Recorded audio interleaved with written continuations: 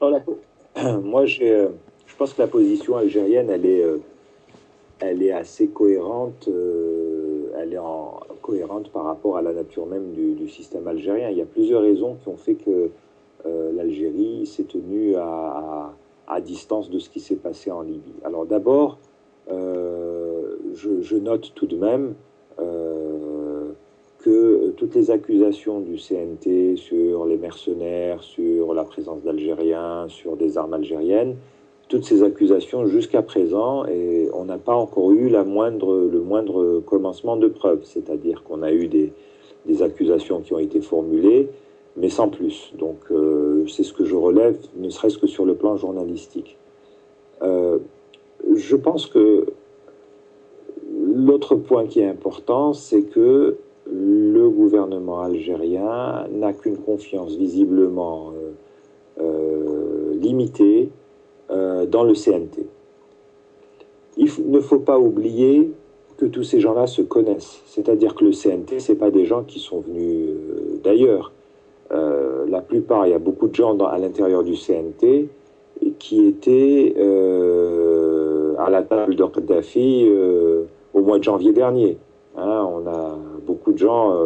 Al-Jalil a été le ministre de la Justice de Kadhafi.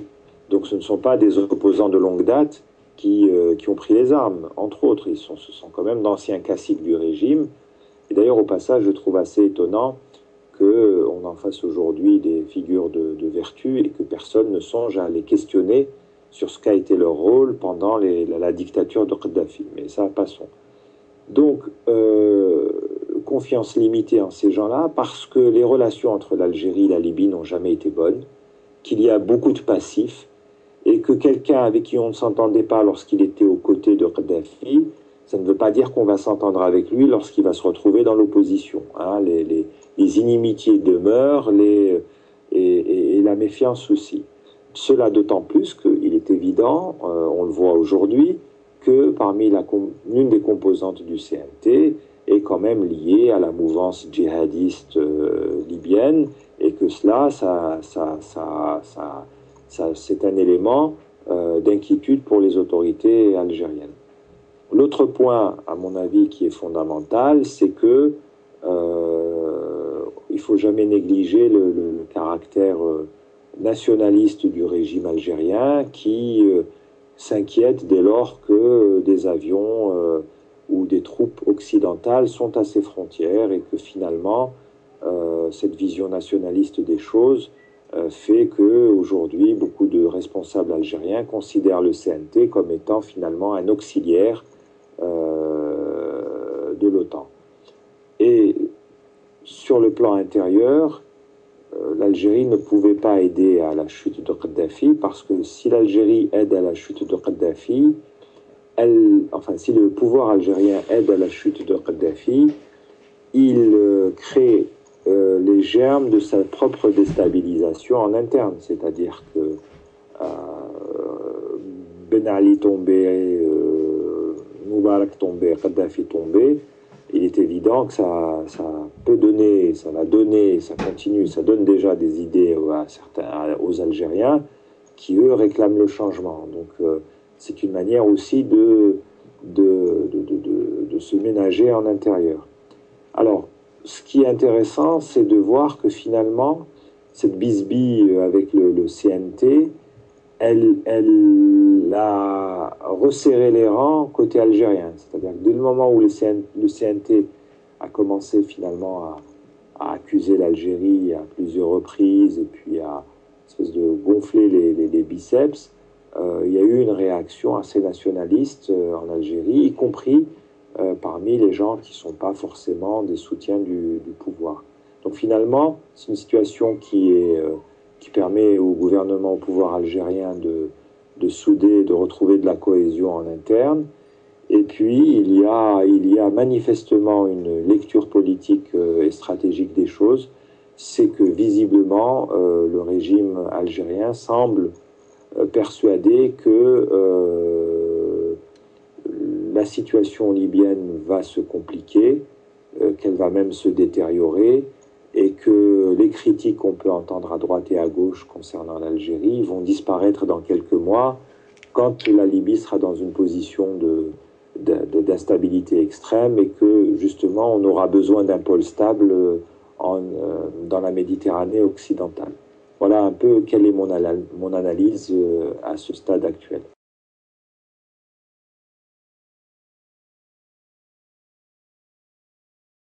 Je relèverai d'abord que l'Algérie est associée aux manœuvres de l'OTAN et que ça ne pose problème à personne. Donc il faut quand même garder raison et ne pas crier au loup en permanence. Hein. C'est-à-dire que le temps où l'Algérie était dans le camp des non-alignés et qu'on se situait clairement dans le camp finalement soviétique, il est terminé. L'Algérie est un partenaire de l'Occident, c'est un partenaire des États-Unis, c'est un partenaire de la France. On sent bien même qu'il y a une compétition acharnée entre la France et l'Algérie pour être en matière d'influence entre la France et les États-Unis en matière d'influence en Algérie. Donc cette histoire de la main de l'étranger, du complot sioniste, etc. Bon, on a l'habitude, c'est pas nouveau, ça a son impact parce que, encore une fois, nous sommes un pays très nationaliste où les gens souvent confondent patriotisme et nationalisme ombrageux et donc dès lors qu'on dit que c'est l'étranger qui veut s'occuper de nos affaires, effectivement, on a une réaction de rejet et de refus. Ceci étant dit, deux choses. Un, il est évident de toutes les façons dans ce genre de situation, de mouvance, de bouillonnement dans le monde arabe, il est évident que de toutes les façons, effectivement, les États cherchent à améliorer leur situation. Et donc, oui, peut-être qu'effectivement, il n'est pas à exclure que tel ou tel pays tente de renforcer ses positions en Algérie à la faveur de ce qui se passe actuellement. Ça, c'est le jeu habituel des nations. Oui, peut-être qu'Israël a intérêt à ce que il y ait un nouveau foyer de tension en Afrique du Nord parce que ça pourrait faire oublier ce qui va se passer à l'ONU dans les prochains jours, etc. Mais ça ne doit pas faire oublier quelque chose de fondamental. C'est qu'il y a, que les dirigeants algériens le veuillent ou non, il y a une profonde cassure entre le peuple et ses dirigeants. Et ça, c'est pas le complot de l'étranger, ça vient ni de l'Est ni de l'Ouest, c'est interne à l'Algérie. C'est-à-dire qu'aujourd'hui, il y a une population qui attend le changement, il y a une population qui n'en peut plus, il y a une population qui veut que son pays évolue dans le bon sens du terme, et à l'inverse, on a une situation politique totalement bloquée, totalement figée. La crise telle qu'on l'a connue, crise politique telle qu'on l'a connue en 1988, elle est encore là. C'est-à-dire que les fondements même du problème algérien sont toujours là. Où est l'alternance politique? Où est la liberté fondamentale? Et où est ce dont je parle dans le livre? C'est-à-dire où est le respect fondamental du droit au droit? C'est-à-dire le droit au pluriel auquel tout individu aspire. Et ça, c'est une question interne. On ne va pas nous faire croire que les gens sont malheureux parce que c'est l'étranger qui leur dit d'être malheureux. C'est une manière classique de présenter les choses, mais je crois que ça ne trompe personne.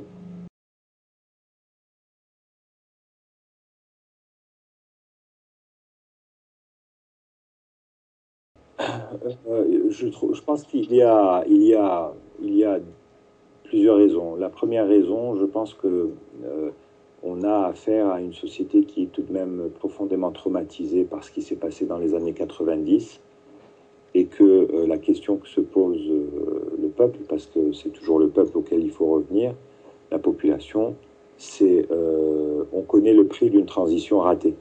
C'est-à-dire que octobre 88, après tout ce qui s'est passé, le multipartisme, ce qu'on avait appelé, il faut s'en souvenir, le printemps algérien.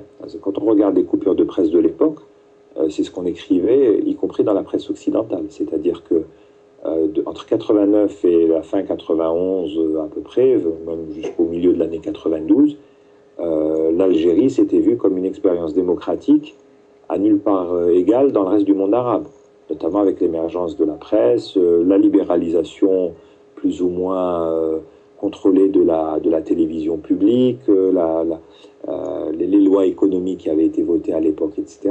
Et puis ça s'est terminé très mal, on le sait. L'Algérie a sombré, a failli imploser d'ailleurs.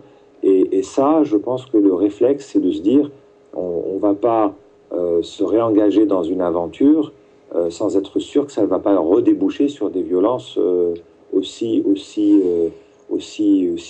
importantes, sinon plus graves. Donc je crois qu'il y a quand même ce côté-là. C'est ce qui différencie, par exemple, les Algériens des Tunisiens. Les Algériens savent ce que c'est qu'une transition démocratique ratée. Le deuxième point, il est lié, à mon sens, à la fois à un aspect démographique et à un aspect financier. L'Algérie a tout de même, c'est un pays riche, 170 milliards de dollars de réserves de change, à peu près 50 milliards de dollars de revenus annuels.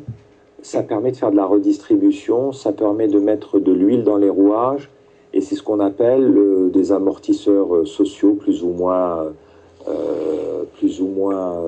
organisés, qui font que le pouvoir arrive tout de même à contenter une partie de la population.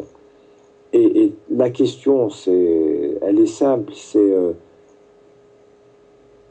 qu'est-ce que j'ai à perdre si demain on va dans la rue et qu'on bouge et qu'on imite les Tunisiens et les Égyptiens? En l'état actuel des choses, il me paraît évident qu'une partie de la population algérienne estime qu'elle a plus à perdre qu'à gagner, même si elle n'est pas satisfaite de son sort. Mais en même temps, bouger pourquoi, bouger pour qui, et sur quoi ça va déboucher. Il était d'ailleurs très intéressant de voir que les émeutes de janvier 2011, au même moment où les Tunisiens étaient dans la rue, une bonne partie des émeutiers de 2011, c'était des jeunes. Il y avait beaucoup de jeunes, des gens qui finalement, eux, sont dans des situations où ils n'ont rien à perdre. Contrairement, grosso modo, c'est pour ça que je parle de démographie, à ceux qui ont plus de 30 ans, 35 ans, qui sont certes dans des situations professionnelles précaires, dans des situations sociales précaires, mais qui ont quand même les moyens de bénéficier d'une partie de la redistribution de la rente. Partie infime, certes, mais une partie quand même, une partie dont ne bénéficient pas, par exemple, pas ni les Égyptiens, il n'y a aucune comparaison possible, ni les Bahrainis, ni même les Marocains. Donc voilà, moi, pourquoi les deux raisons qui font que l'Algérie, finalement, présente un paradoxe d'un pays qui est en ébullition, mais une ébullition entre guillemets douce, puisque j'ai vu les chiffres, on parle de plus de 2000 émeutes par an au mouvement social de protestation. C'est énorme, mais c'est devenu une espèce de normalité ponctuelle, sans qu'il y ait de mouvement généralisé. Ceci étant dit, ça ne veut pas dire que ça durera toujours.